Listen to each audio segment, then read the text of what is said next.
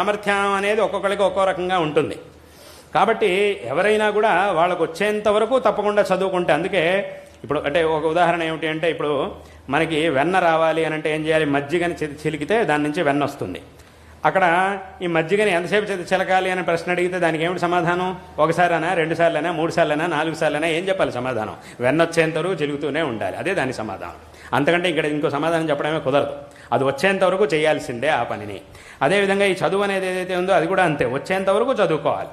అలాగని ఎన్నిసార్లు 100 సార్లు చదివినా కూడా రాదు అనేంత మందబుద్ధులు ఎవరు లేరు కదా ఇక్కడ. మరి అంత మటుకు మందబుద్ధి అని అంటే అంత మందబుద్ధులు ఎవరు లేరు ప్రపంచంలో. 100 సార్లు చదువుకున్నా కూడా రాదు అనేంత మందబుద్ధులు అయితే ఖచ్చితంగా ఉండరు. తప్పకుండా వస్తుంది. తప్పకుండా చదువుకుంటే తప్పకుండా వస్తుంది.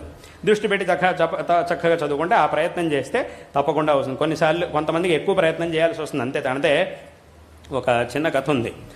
ఒకసారి ఒక ఊరుంది. ఆ ఊళ్ళో 2 స్నేహితులు ఉన్నారు. వాళ్ళిద్దరూ పక్కపక్కనే వాళ్ళకే పెద్ద ఏదో అక్కడక్కడ చిన్న చిన్న పనులు చేసుకొని దానివల్ల ఎంత డబ్బు వస్తే దాంతో ఏదో ఉన్న దాంట్లో పెద్ద ధనవంతులేం కాదు, ఏమీ లేదు, ఉన్నదానికి కొన్నిసార్లు ఉన్నదానికే సరిపోదు.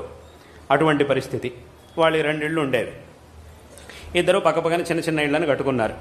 ఒకసారి ఏమైంది అంటే, ఉన్నట్టుండి ఎవరో ఒక మహాయోగి ఆయన ఆ ఊళ్ళోంచి అలా వెళ్తున్నాడు. వీళ్ళ ఇంటి ముందు నుంచి అలా వెళ్తున్నాడు. ఏదో సందడి వినిపిస్తోంది. జనాలంతా వచ్చి ఆయన చూస్తూ ఉన్నారు. అప్పుడు ఏమైంది అంటే, ఎవరో వచ్చినట్టు ఉన్నారు, ఏదో జనాలంతా వచ్చారు, ఏమైంది అని చెప్పి వీళ్ళిద్దరు ఇంటి నుంచి బయటకు వచ్చి చూస్తూ ఉన్నారు. చూస్తుంటే ఆయన పాటికి ఆయనలా వెళ్తున్నాడు. కొంతమంది ఏమో ఆయన చూసి దండాలు పెడుతున్నారు, కొంతమంది మామూలుగా నుంచొని చూస్తున్నారు. అలా రకరకాలుగా జనాలు వాళ్ళ పాటు వాళ్ళు ఏదేదో చేస్తున్నారు. ఈయన మాత్రం వాళ్ళవన్నీ పట్టించుకోకుండా అలా వెళ్తున్నాడు. వీళ్ళిద్దరు ఇంటి ముందుకు వచ్చి రాగానే అది ఆయనకి ఏమనిపించిందో తెలియదు కానీ వీళ్ళిద్దరి వైపు చూశాడు. చూసి ఏమన్నాడు అనంటే, మీ ఇద్దరు కట్టుకున్న చిన్న ఇళ్ళు ఏవైతే ఉన్నాయో వీట్ల కింద పెద్ద నిధి ఉంది. ఇంత పెద్ద నిధి ఉన్నప్పుడు ఎందుకు మీరిద్దరు ఇంత దారిద్ర్యంలో జీవిస్తున్నారు? ఆ నిధిని తీసుకుంటే మీరు చక్కగా సుఖంగా ఉండగలుగుతారు, ఆ పని చేయండి అని చెప్పేసి వెళ్ళిపోయాడు. చెప్పేసి ఇంకేం మాట్లాడకుండా ఇంత మాత్రం చెప్పేశాడు, వెళ్ళిపోయాడు. వెళ్ళంగానే వీళ్ళిద్దరు ఆలోచనలో పడ్డారు. పెద్ద నిధి ఉందంటే ఎవరొద్దంటారు? కాబట్టి వీళ్ళిద్దరు కూడా చాలా ఆనందపడ్డారు, చాలా ఆలోచించారు. కానీ ఏమిటి ఇలా చెప్పాడు, నిజంగా అలా నిధి ఉందా లేదా? ఇప్పుడు ఈ నిధి కోసం ఇంటిని పడగొట్టాలి, చివరిగా దొరకలేదు అంటే ఉన్న ఇల్లు కూడా పోతుంది, ఇప్పుడు ఏం చేయాలి అని వీళ్ళిద్దరూ చాలా సందేహంలో పడ్డారు. ఏం చేయాలి నిజంగా ఈయన నమ్మచ్చా? ఈయన ఏమైనా పిచ్చివాడా, లేదంటే నిజంగానే చెప్తున్నాడా, నిజంగానే తెలిసినవాడా, పిచ్చివాడా, ఏమిటి ఇప్పుడు నమ్మాలా వద్దా అని చాలా ఆలోచనలో పడ్డారు. చాలామందిని అడిగారు, ఇప్పుడు ఏం చేయమంటారు మమ్మల్ని? అప్పుడు చాలామంది ఏం చెప్పారు అనంటే, లేదు, ఆయన మాటలను అలా ఊరికే తీసేయడానికి వీల్లేదు, ఆయన చాలా గొప్పవాడు, ఆయన పెద్ద జ్ఞాని, నిజంగా ఏదైనా చెప్పాడంటే తప్పకుండా జరుగుతుంది, కాబట్టి మీరు అక్కడ తవ్వి చూస్తే మీకు నిధి దొరుకుతుంది అని చెప్పారు. సరే, అలాగైతే ఓ ప్రయత్నం చేద్దామని చెప్పి ఏం చేశారంటే అక్కడ ఇంటినంతా తీసేసి తవ్వడం మొదలెట్టారు. ఇద్దరూ కలిసి తవ్వడం మొదలెడుతున్నారు. వాడి ఇంటి దగ్గర వాడు, వీళ్ళ ఇంటి కింద వీడు. ఇద్దరు ఒకేసారి తవ్వడం మొదలెట్టారు. ఇద్దరికి ఒకే బలం. ఇద్దరు తవ్వడం మొదలెట్టారు, ఒకే రకంగా పనిచేస్తున్నారు. ఒకడు 10 అడుగులు తవ్వాడు. ఇద్దరు కలిసి 10 అడుగుల వరకు తవ్వారు. ఒకడికి నిధి దొరికింది, చాలా నిధి అక్కడ దొరికేసింది. చాలా సంతోషపడ్డాడు. వెంటనే చెప్పాడు, నాకు నిధి దొరికేసింది అని చెప్పి నిధిని తీసుకున్నాడు. ఆ నిధిని అంతా తీసుకుని ఇంక ఇక్కడ ఉండాల్సిన పని లేదు, హాయిగా నేను ధనవంతుడిగా ఎక్కడో బతుకుతానని చెప్పి హాయిగా అక్కడి నుంచి వెళ్ళిపోయాడు. కానీ రెండో వాడికి మాత్రం దొరకలే. అప్పుడు వీడేం చేశాడు, అదేమిటి వాడి 10 అడుగులకి దొరికింది కదా, నాకు దొరకలేదేమిటి అని చెప్పి వీడేం చేశాడు అంటే ఇంకో 2 అడుగులు తవ్వాడు.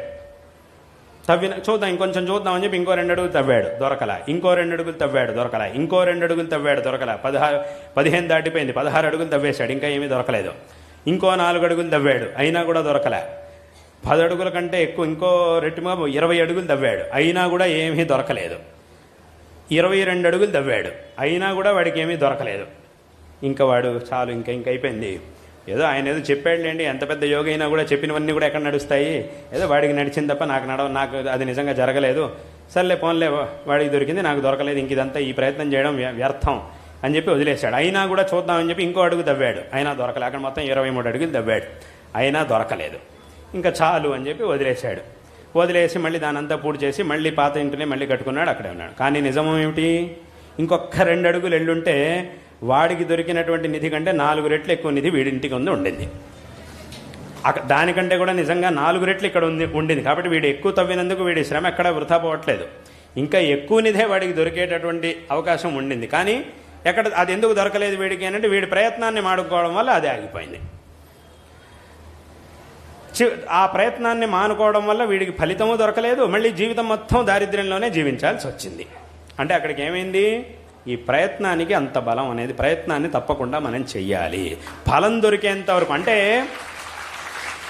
సరైనటువంటి మార్గంలో, ఏ మార్గంలో వెళితే నాకు ఫలం దొరుకుతుంది అనే విషయాన్ని మొట్టమొదట ప్రామాణికులైనటువంటి వ్యక్తి నుంచి స్పష్టంగా నిర్ణయించుకొని ఆ తర్వాత మనం దాంట్లో దిగాము అనంటే ఫలం దొరికేంత వరకు ప్రయత్నం చేయాల్సిందే, చేస్తూనే ఉండాలి. ముందు సరైనటువంటి మార్గాన్ని నిర్ధారించుకోవాలి మొట్టమొదట.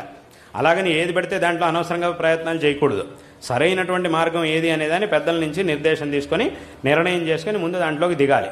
ఆ తర్వాత ఫలం దొరికేంత వరకు ప్రయత్నించాలి. కాబట్టి చదువుకోవాలి, ఎంత చదువుకున్నా రావట్లేదు అంటే దాని అర్థం ఏమిటి, చదువుకుంటే తప్పకుండా రానే వస్తుంది. కాబట్టి అప్పుడు ఏం చేయాలంటే వచ్చేంత వరకు చదువుకోవాలి. ఇలా వచ్చేంత వరకు చక్కగా చదువుకొని చక్కగా అందరూ కూడా గొప్పవాళ్ళు అవ్వాలి. అందరికీ కూడా జీవితం అనేది తప్పకుండా ఒక మంచి అవకాశాన్ని ఇస్తుంది. కాబట్టి అందరూ కూడా ఈ ప్రయత్నాన్ని చక్కగా చెయ్యాలి. పెద్దవాళ్ళు, తల్లిదండ్రులు, విశేషంగా తల్లిదండ్రుల విషయంలో చాలా శ్రద్ధాభక్తులతో ఉండాలి, చాలా గౌరవంతో ఉండాలి అందరూ కూడా.